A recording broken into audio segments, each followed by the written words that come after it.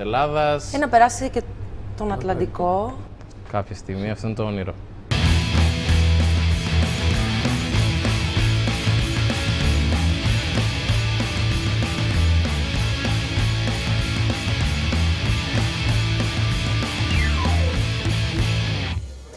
Η εφημερίδα Καθημερινή έχει κερδίσει πολλούς διεθνείς διαγωνισμούς για τα infographics της. Ο Πάνος Κωνσταντόπουλος είναι ο designer που βρίσκεται πίσω από αυτές τις εξαιρετικές δουλειές.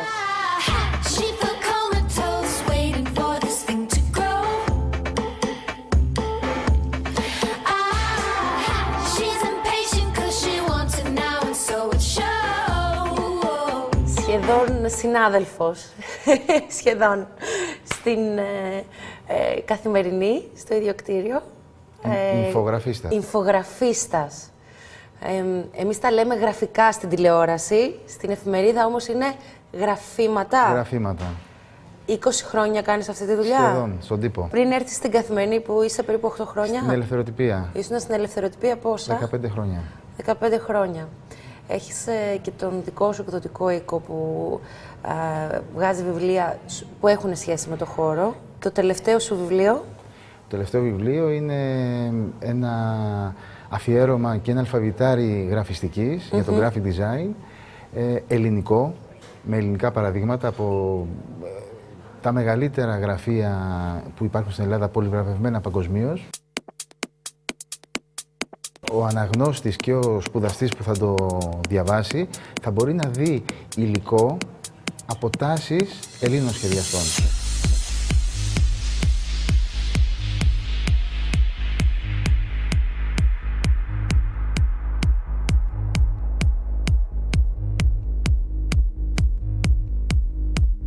Έχεις πάρει και εσύ διεθνή βραβεία για τις δουλειές σου. Η γραφιστική, το design μάλλον, το λέμε design. Το design στην Ελλάδα έχει καταφέρει τα τελευταία χρόνια να έχει πάρει διεθνείς διακρίσεις. Θα έλεγα όχι.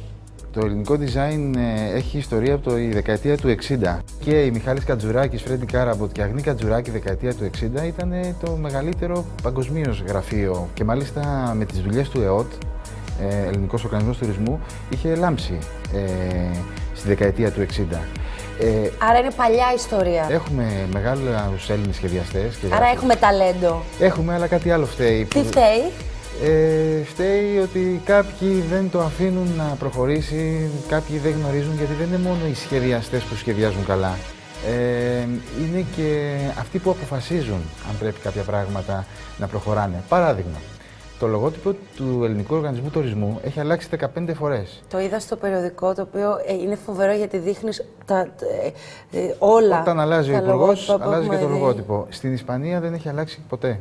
Όχι μόνο αλλάζει το λογότυπο, αλλάζει και η καμπάνια. Έχουμε βγάλει 18 διαφορετικά πρόσωπα τα τελευταία χρόνια της Ελλάδας προς τα έξω σε σχέση με τον τουρισμό και πώς θέλουμε να διαφημίσουμε τη χώρα μας. Εκδίδεις κάτι φοβερούς άτλαντες για μαθητές. Για παιδιά. Για παιδιά. Και στην ερώτησή μου πριν, γιατί αυτό δεν έχεις προσεγγίσει το Υπουργείο Παιδείας, μήπως υπάρξει κάποια συνεργασία, μου είπες ότι το είχες κάνει. Το είχα κάνει και φεύγοντας ήταν χαρακτηριστική στιγμή, βγαίνοντας από το γραφείο του Υπουργού, έβαλα τα κλάματα κυριολεκτικά. Ποιος υπουργός έκανε να βάλεις τα κλάματα? Μια κυρία, μια γυναίκα. Μια κυρία. Και εκεί βλέπεις ότι ενώ υπάρχει κόσμος... Μελαχρινή κυρία. Προφανώς. Ενώ υπάρχει κόσμος, άνθρωποι, σχεδιαστές, εικονογράφοι, γραφίστες, δεν προχωράνε τα πράγματα.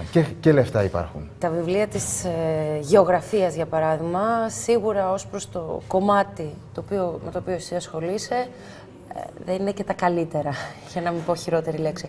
Το Υπουργείο Παιδείας τότε σου είπε ότι δεν υπάρχει το budget, δεν υπάρχουν τα χρήματα για να κάνουν κάτι διαφορετικό. Ποια ήταν η επίσημη απάντηση?